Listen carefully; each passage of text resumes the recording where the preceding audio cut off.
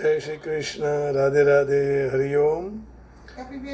बंशीधरं तोत्रधरं नमामि, मनोहरं मोहहरं च कृष्णं, मालाधरं धर्मधुरं धरं च पार्थस्य सारथ्यकरं च देवम्, कर्तव्यदीक्षां च समत्वशिक्षां, ज्ञानस्य भिक्षां शरणागतिं च ददाति गीता करुणाद्रभूता, कृष्णेन गीता जगतो हिताय। श्रीमद्भगवद गीता जी अध्याय 16वां, श्लोक 1 और भाग 3। श्री भगवान उवाच, वही श्लोक है, भाग 3। अभयं सत्त्वसं शुद्धिर्ज्ञानयोगव्यवस्थितिः, दानं दमश्च यज्ञश्च स्वाध्यायस्तपार्जवम्। अभयं सत्त्वसं शुद्धिः ज्ञानयोगव्यवस्थितिः, दानं दमश्च यज्ञश्च स्वाध्यायस्तपार्जवम्। तो ये दैवी संपत्ति के सब लक्षण बोलते हैं। भय का संपूर्ण रूप से अभाव हो जाए, अंतःकरण पूर्ण रूप से निर्मल हो, क्योंकि भगवान को निर्मल मन जन सो मोहि पावा, मोहि कपट छल छिद्र न भावा। फिर तत्वज्ञान के लिए योग में दृढ़ स्थिति, सात्विक दान, इंद्रियों को अपने वश में रखना, यज्ञ, स्वाध्याय, स्वधर्म पालन के लिए कष्ट सहना, शरीर और मन और वाणी की सरलता, इतने लक्षण बताएं और श्लोकों में आगे बताएंगे। तो संसार की आपत्ति से, विघ्नों से और परिस्थितियों से भयभीत जो हो गए हैं, उनको अपनी शक्ति और सामर्थ्य अनुसार भय रहित करना, उनको आश्वासन देना, उनको सहायता देनी, और अभय दान उनके शरीर आदि सांसारिक पदार्थों को लेकर होता है। संसार में फंसी हुई व्यक्ति जन्म मरण से मुक्त करने के लिए भगवान की कथा आदि सुनना चाहिए।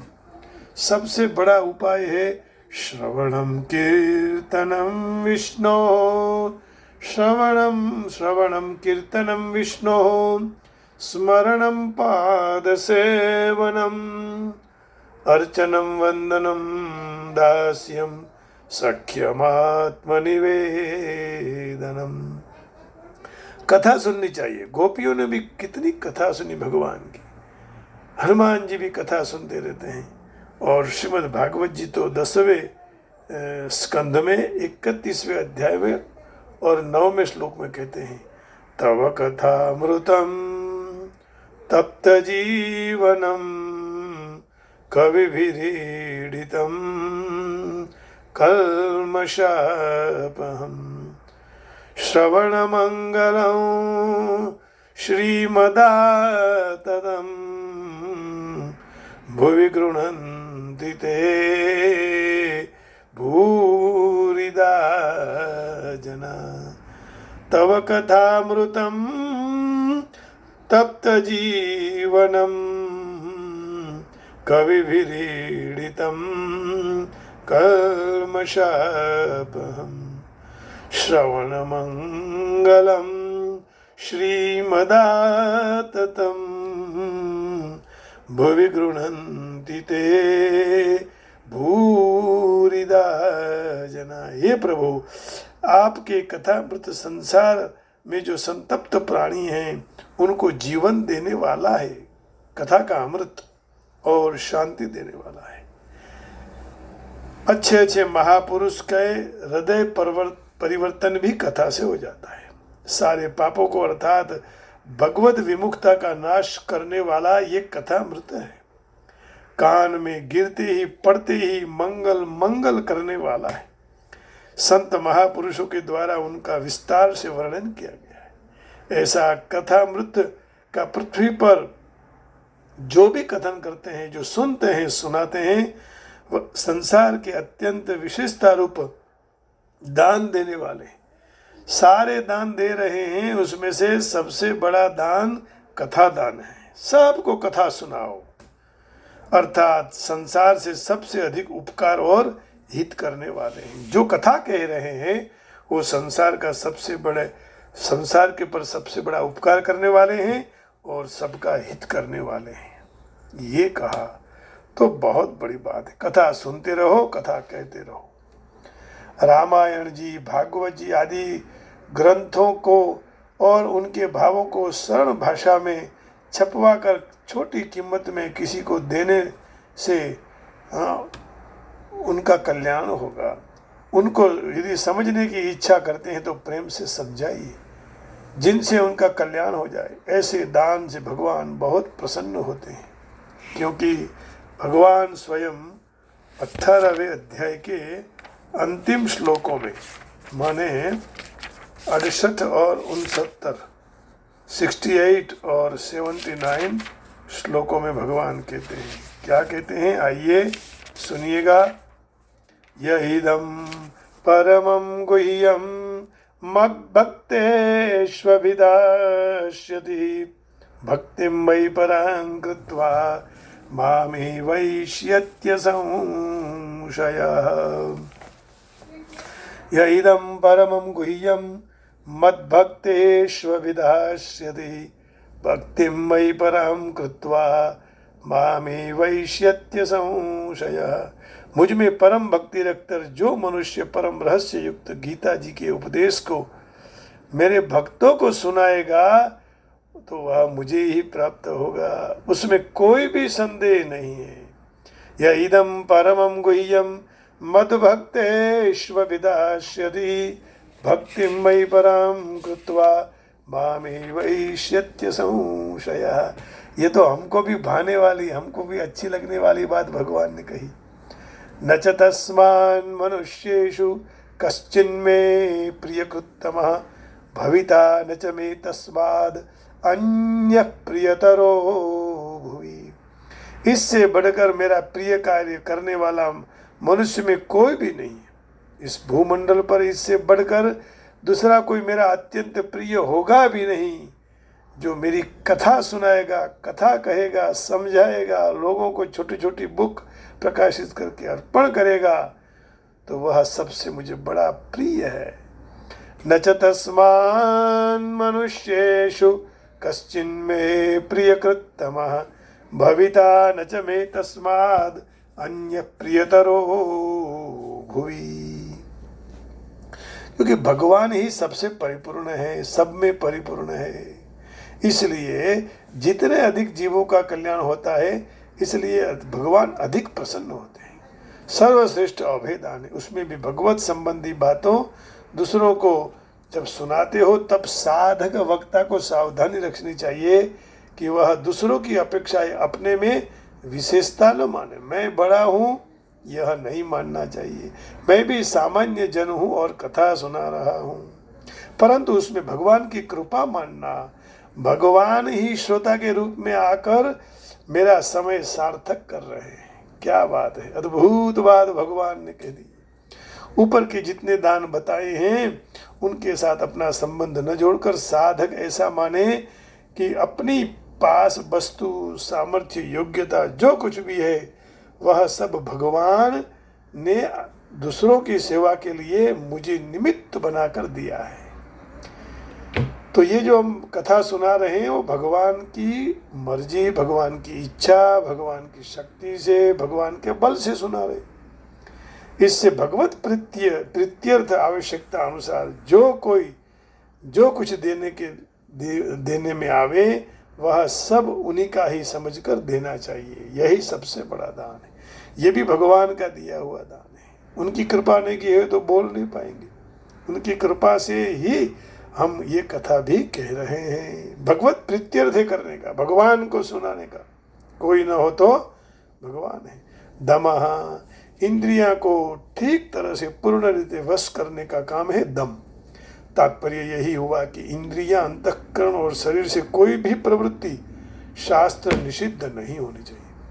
शास्त्र विहित प्रवृत्ति भी अपने स्वार्थ और अभिमान का त्याग करके केवल दूसरों के हित के लिए ही होनी चाहिए। इस प्रकार की प्रवृत्ति से इंद्रिय लोलुपता, आसक्ति और पराधीनता नहीं रहती और शरीर और इंद्रियों का वर्ताव भी शुद्ध और निर्मल हो जाता है। साधक का उद्देश्य इंद्रिय दमन का होने से अकर्तव्य में तो उनकी प्रवृत्ति होती ही नहीं है और कर्तव्य में स्वाभाविक प्रवृत्ति होती है, तो उसमें स्वार्थ, अभिमान, आसक्ति, कामना आदि दोष नहीं रहते हैं। जो कभी कोई कार्य में स्वार्थ भाव भी आ जाए तो उसका वह दमन करता है और उससे अशुद्धि दूर हो जाती है और शुद्धि होती जाती है और आगे जाके दमन अर्थात इंद्रिय संयम सिद्ध हो जाता है। यज्ञ शब्द अर्थ आहुति देना ऐसा होता है, इसलिए अपने वर्णाश्रम के अनुसार बलि, वैश्वदेव आदि यज्ञ जो है वो करना चाहिए। तो उसके सिवाय गीता की दृष्टि में वर्ण, आश्रम, परिस्थिति आदि अनुसार जो कोई समय कर्तव्य प्राप्त हो जाए तो उनको स्वार्थ और अभिमान का त्याग करके दूसरों के हित की भावना से भगवत प्रीत्यर्थ करना, यही यज्ञ है। दूसरों के लिए करना, भगवत प्रीति के लिए करना और उपरांत जीविका संबंधी व्यापार, खेती आदि शरीर निर्वाह संबंधी खाना पीना, हरना फरना, घूमना, सोना, जागना, देना लेना सारी प्रवृत्ति क्रियाएं भगवत प्रीत्य करना ही यज्ञ है। यज्ञार्थात कर्मणोन्यत्र लोकोयम कर्म बंधनः। तो इस तरह माता पिता, आचार्य, गुरुजन आदि की आज्ञा का पालन करना, उनकी सेवा करना और उनके मन, वाणी, तन और धन से सुख पहुंचाकर उनकी प्रसन्नता प्राप्त करनी और गौ, ब्राह्मण, देवता, परमात्मा आदि का पूजन करना, सत्कार करना, यही सबसे बड़ा यज्ञ है। स्वाध्याय अपने ध्येय की सिद्धि के लिए भगवान नाम का जप और गीता जी, श्रीमद् भगवद गीता जी, श्रीमद् भागवतम, श्री रामायणम, श्री महाभारतम आदि का पठन पाठन का नाम स्वाध्याय है। वास्तव में स्वस्य अध्यायः स्वाध्यायः अथवा स्वस्य अध्ययनम स्वाध्यायः के अनुसार अपनी वृत्तियों का और अपनी स्थिति का अच्छी तरह से अध्ययन करना ही स्वाध्याय है। उसमें भी साधक को न तो अपनी वृत्तियों के द्वारा अपनी स्थिति की कसौटी करनी है और न वृत्तियों को अधीन अपनी स्थिति है, ऐसा भी मानना है, क्योंकि वृत्तियां तो हरदम आती जाती रहती है, बदलती रहती है। वो तो अतिथि की समान है, आज है कल चली जाएगी। अच्छा काम करेंगे तो बुरी वृत्ति चली जाएगी, तो बदलती रहती है। फिर स्वाभाविक प्रश्न उठता है कि क्या हम अपनी वृत्तियों को शुद्ध न करें? वास्तव में तो साधक का कर्तव्य वृत्तियों को शुद्ध करना ही होना चाहिए और वह शुद्धि अंतःकरण और उसकी वृत्तियों को अपनी न मानने से जल्दी से शुद्ध हो जाती है। तो उनको अपनी मानना ही मूढ़ अशुद्धि है। खुद की निमत मानो। साक्षात परमात्मा का अंश होने से अपने स्वरूप कभी अशुद्ध होता ही नहीं। केवल वृत्तियों का अशुद्ध होने से उनका यथार्थ अनुभव नहीं होता है। तपह, भूख, तरस, सर्दी, गर्मियाँ, वर्षा आदि सहन करना यही तप है।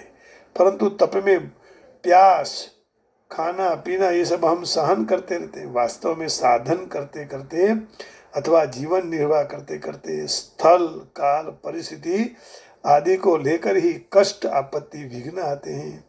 उनको प्रसन्नता पूर्वक सहन करना ही तप है।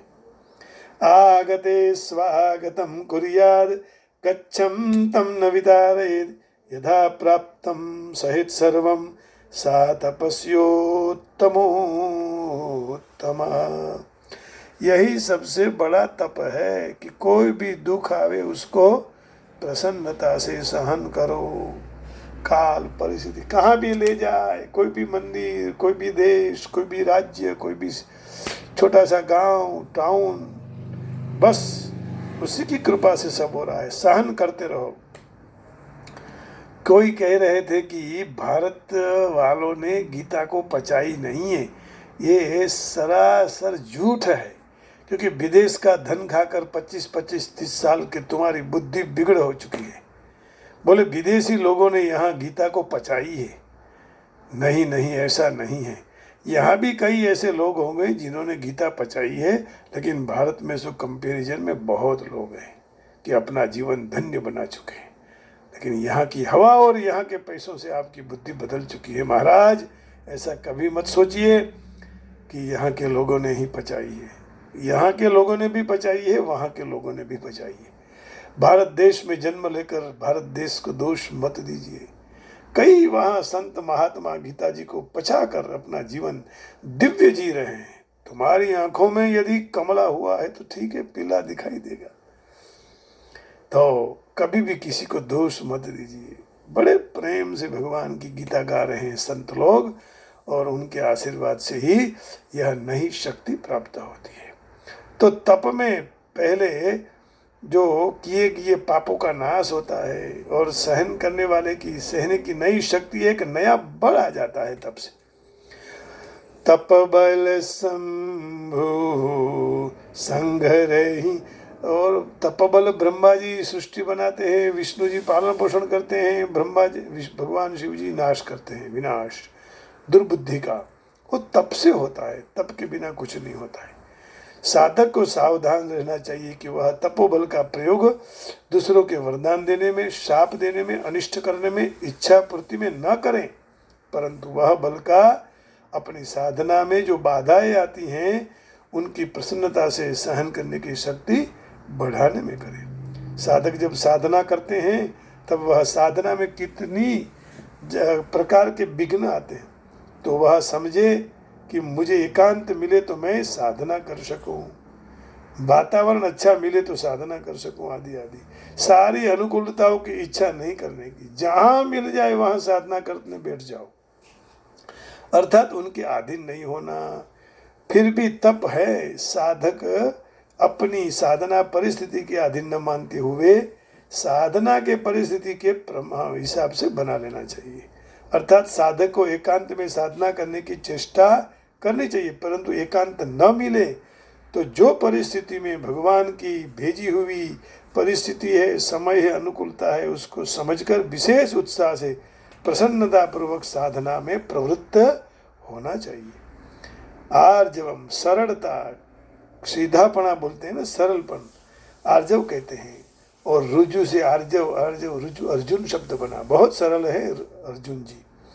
तो सरलता से साधक का विशेष गुण है। सरलता ये साधक का बहुत बड़ा गुण है। जो साधक ऐसा इच्छते हैं कि दूसरे लोग मुझे अच्छा समझे, मेरा व्यवहार ठीक नहीं हो तो लोग मुझे उत्तम नहीं माने, इसके लिए सरल रहना होना चाहिए, सरलता होनी चाहिए। तो एक प्रकार का दंभ है, इससे साधक में बनावटीपन आ जाता है, क्योंकि साधक में तो न सीधा सरल भाव हो, साधक में तो सीधो ने सरल भाव हो चाहिए, साधक में तो सीधा सरल भाव होना चाहिए। सीधा और सरल भाव होने के कारण वह मूर्ख, अनसमझ कह सकते हैं, परंतु उससे साधक को कोई हानि नहीं है। अपने उद्धार के लिए तो वह बहुत सरलता और उपयोगी है, सरल रहने में। कपट गांठ मन में नहीं, सब सो सरल स्वभाव, नारायणता भक्त की लगी किनारे नाव। जो साधक जितने सरल होते हैं उनकी नाव जल्दी से किनारे लग जाती है।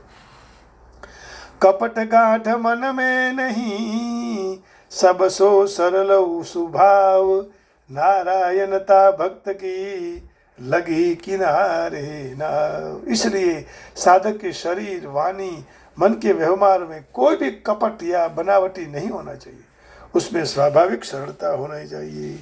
हमारे कौंडिन्य गुरु जी परम पूज्य कहते थे, परम पूज्य कौंडिन्य गुरु जी कहा करते थे, सुभाषित है, मनश्चेकम वचश्चेकम कर्मण्येकम महात्मनाम्, वचस्यन्यत् मनस्यन्यत् कर्मण्यन्यत् दुरात्मनाम्। मनश्चेकं वचस्येकं कर्मण्येकं महात्मनाम्, मनस्यन्यत् वचस्यन्यद् कर्मण्यन्यद्दुरात्मनाम् मनस्येकं वचस्येकं कर्मण्येकं महात्मनाम् मनस्यन्यद् वचस्यन्यद् कर्मण्यन्यद्दुरात्मनाम्। महात्माओं के मन वचन कर्म तीनों एक ही के होते हैं, एक ही विचार के, परंतु दुरात्माओं के मन वचन और कर्म तीनों में अलग अलग बात होती है। महात्मा जो कहते हैं वही, कभी घूमते नहीं फिराते नहीं, है ना। तो अभयम सत्व संशुद्धि ज्ञान योग व्यवस्थिति दानम दमश्च यज्ञश्च स्वाध्यायस्तपार्जवम। Absolute fearlessness, perfect purity of mind, concentrated, fixed in the yoga of meditation of the sake of self-realization. And even so, charity in its sattvika from control of the senses, worship of God and other deities as well as of one's elder, including the performance of the Agnihotra, pouring oblations into the sacred fire and other sacred duties, study and teaching of the Vedas and other sacred books, as well as the chanting of God's names and glories, suffering hardship for the discharge of one's sacred obligations and upgrades of mind as well as of the body of senses। तो यहाँ ये कह रहे हैं कि भाई ये सब किसके गुण हैं? दैवी संपत्ति के। The supreme personality of God had said fearlessness, purification of one's existence, cultivations of spiritual knowledge, charity, self-control, performance of sacrifice, study of the Vedas, austerity, simplicity, noviolence, truthfulness, freedom from anger, renunciations, tranquility, aware sense of floating feeding, compensation for of all the living entities, freedom from covetousness, gentleness, modesty, steady determination, vigor, forgiveness, fortitude, cleanliness, and freedom from envy, and from the patience for honor.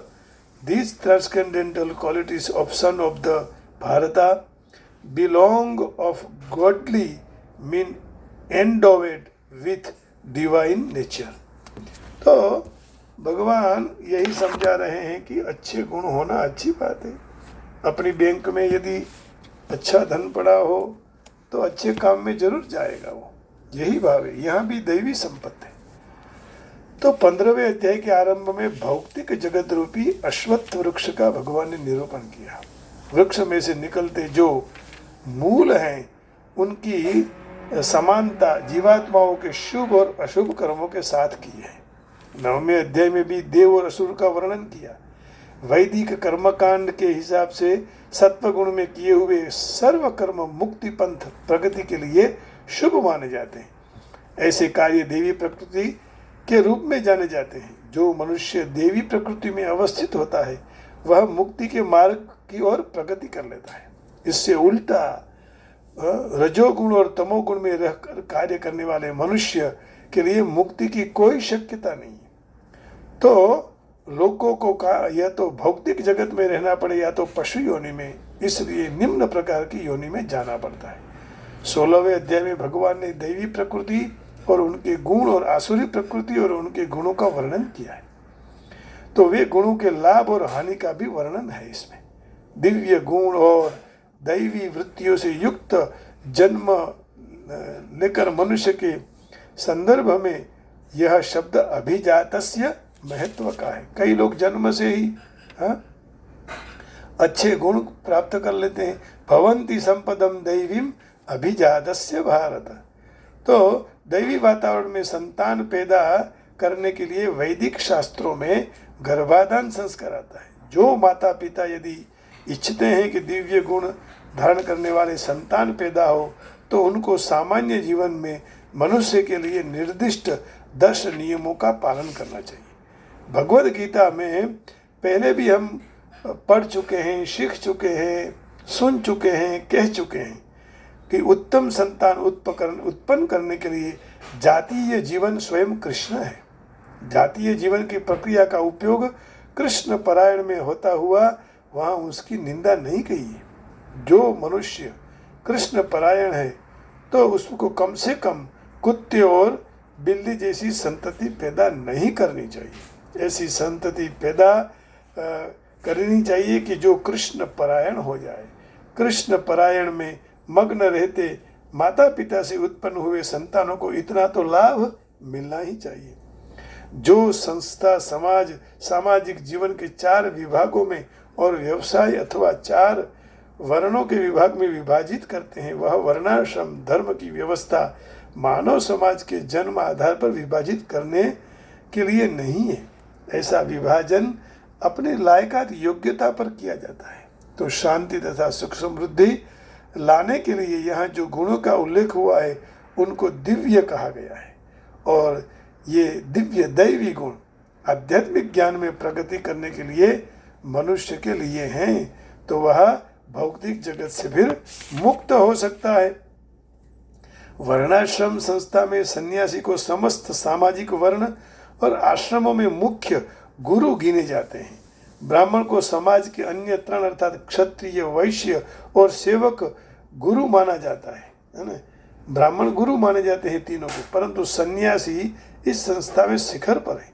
वह ब्राह्मणों के भी गुरु हैं। सन्यासी के लिए निर्भयता प्रथम योग्यता होनी चाहिए, निर्भय बनना चाहिए। सन्यासी को कोई भी सहाय के बिना अथवा पाहेदारी के बिना एकाकी रहने का होता है। इसलिए वह केवल न केवल भगवान कृष्ण के पर पूर्ण पुरुषोत्तम पर ही आधार रखते हैं और वही आधार रखना चाहिए। मनुष्य के मन में होता है कि सर्व संबंध परित्याग करने के बाद मेरा रक्षण कौन करेगा, तो उसको संन्यास आश्रम ग्रहण नहीं करना चाहिए, क्योंकि ऐसा पूर्ण विश्वास होना चाहिए कि कृष्ण अथवा पूर्ण पुरुषोत्तम परमेश्वर अंतर्यामी स्वरूप में हर हमेश मेरे साथ हैं, मुझे देख रहे हैं। तो मनुष्य क्या करना चाहता है, क्या जानना चाहता है, यह सब विश्वास भगवान के पर रखना चाहिए। परमात्मा स्वरूप में कृष्ण शरणागत व्यक्ति का रक्षण करेगा। मनुष्य को सोचना चाहिए कि मैं अकेला नहीं हूँ, भले ही जंगल में और अंधेरे हुए प्रदेश में रहता हूँ, लेकिन कृष्ण मेरे साथ है, मेरा सर्वथा रक्षण करेंगे। ऐसा विश्वास अभयम अर्थात निर्भयता कहा जाता है। और संन्यास आश्रम में मनुष्य की ऐसी मनस्थिति आवश्यक है, जरूरी है। इसका आगे का भाग और लेंगे। आज तीसरा भाग पूरा हुआ और थोड़ा भगवान का संकीर्तन करके यहाँ वाणी को विराम देंगे। राधे श्याम राधे श्याम राधे राधे श्याम, सीताराम सीताराम सीताराम सीताराम, राधे श्याम राधे राधे राधे श्याम, सीताराम सीताराम राम राम राम, राधे श्याम श्याम श्याम सीताराम राम राम, राधे श्याम सीताराम सीताराम। आवो डाकुर न श्याम मारा रदिया नाराम, मारा मन ना माने लत में शालीग्राम। आवो आवो मारा श्याम मन में आवो श्याम, राधे श्याम श्याम श्याम सीताराम राम राम। लगनी लागी मन राम दर्शन देजो मारा श्याम, प्रेम करे भक्तो प्रणाम। आवो आवो ठाकुर ना श्याम, मनडानी वात મનમાં રહી જશે, તારા વિના બેલી કોણ મારો રે થશે. ઓ મારા હૈયે લખેલું તારું નામ, આવો આવો ડાકોરના શ્યામ, આવો આવો ડાકોરના શ્યામ. તારા વિયોગ્ય જીવન કેમ કરી જાશે, ઝુરી ઝુરી કાયા મારી રાખ થઈ જાશે. ઓ તમે કીધા ભક્તોના કામ, આવો મારા ડાકોરના શ્યામ. મારા મનના માનેલા શાલિગ્રામ, આવો આવો ડાકોરના શ્યામ. મનુષ્ય જીવન મારું એળે વહી જશે, તારે કાનુડા તારા દર્શન રે થશે. ઓ આવી અશ્વિન ઉભો છે તારે ધામ, આવી અશ્વિન ઉભો છે તારે ધામ. આવો આવો ડાકોરના શ્યામ. સીતારામ રામ રામ રામ રામ રામ, રાધે શ્યામ શ્યામ શ્યામ શ્યામ શ્યામ શ્યામ. લગની લાગી મને રામજી, દર્શન દેજો મારા શ્યામ. પ્રેમે કરે છે ભક્તો પ્રણામ, આવો મારા આવો મારા આવો મારા ડાકોરના શ્યામ, આવો મારા ડાકોરના શ્યામ. कृष्ण कन्हैया लाल की जय, द्वारिकाधीश की जय. आप सबके हृदय में बैठे हुए परमात्मा को प्रणाम करके वाणी को विराम देता हूँ. जय श्री कृष्ण, राधे राधे, हरि ओम, जय योगेश्वर, जय ओम नमो नारायण.